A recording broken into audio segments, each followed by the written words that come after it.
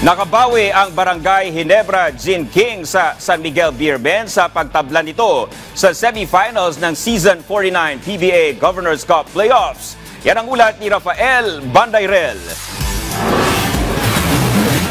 Tabla na ang serye sa pagitan ng Barangay Ginebra Gin Kings at San Miguel Beermen. Yan ay matapos makabawi ng SMB sa semifinals ng Season 49 PBA Governors Cup Playoffs. Sa huling mga sandali ng laro, nag-iinit ang 3-time scoring champion na si Terence Romeo upang ihatid ang panalo para sa kanyang koponan, 131-125.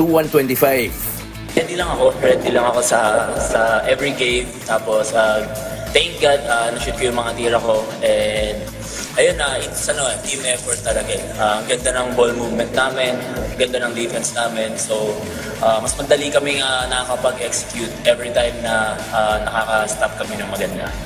Samantala, lamang na ang TNT Tropang Giga 2-0 kontra Rain or Shine Elasto Painters. Sa third quarter, 38 points ang pinakawalan ng TNT upang palubuhin ang kalamangan. Gumawa ng 23 markers ang superstar import na si Ronde Hollis Jefferson na dinagdagan pa ni Calvin Oftana ng 18 points. Naniniwala si head coach Chot Reyes na matinding depensa ang naging susi ng kanilang eksplosibong opensa.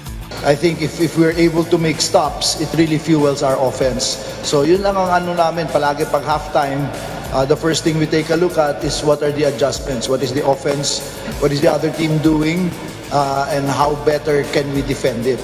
Idaraos ang Game 3 ng semis sa linggo, October 13 sa Dasmariñas, Cavite. Rafael Bandayrel para sa Pambansang TV sa Bagong Pilipinas.